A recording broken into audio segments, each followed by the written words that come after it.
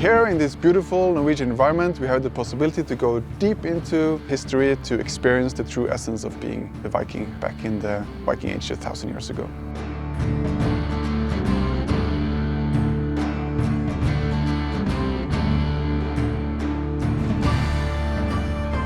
It's not reading a book.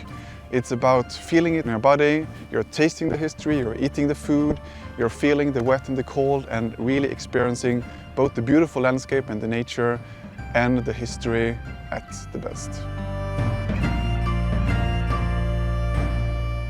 The hike is for 5 days in total. So on the first day we arrive at this base camp that we have, a beautiful summer farm from the 18th century. And we spend the first night there preparing a bit. We're trying out the equipment, the clothes, preparing some of the food, packing up, and then we leave early the next day. And then we have 3 full days hiking in the mountains and sleeping under the stars. And then on the last day we come back to the summer farm again, to the base camp, and we have a feast, like with all the food we have been missing, and having a good time together before going back to town.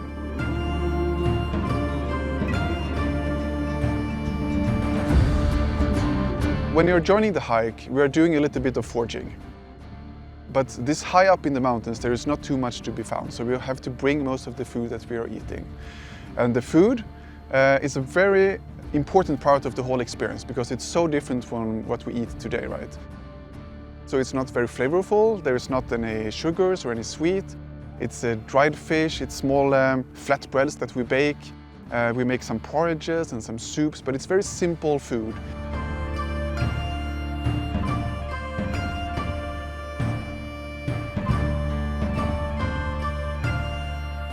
As I said, this is like a true Viking experience, where it's not for the soft-hearted. We're sleeping straight on the ground on a reindeer pelt, so it's a bit bumpy and rocky.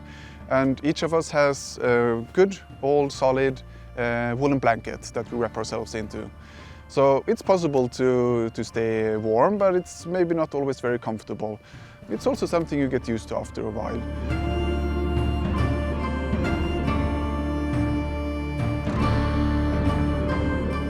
Everything we bring for the hikes, like all the clothes, all the equipment, all the food, is based on solid research about how things were back in the Viking Age.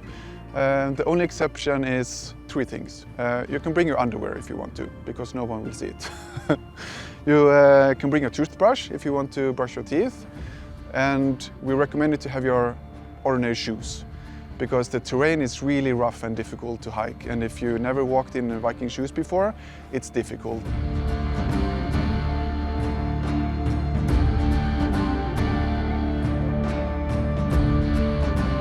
You get the opportunity to become a real Viking, but your idea about a real Viking might change a bit throughout this experience.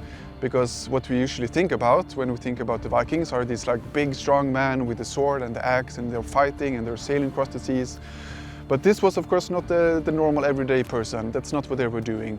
So here we get the more deep dive into like the essence of actually being like more like a normal person during the Viking Age, in regards of how you were dressed, how you were experiencing the weather, what you were eating, the hardship of walking throughout the mountains.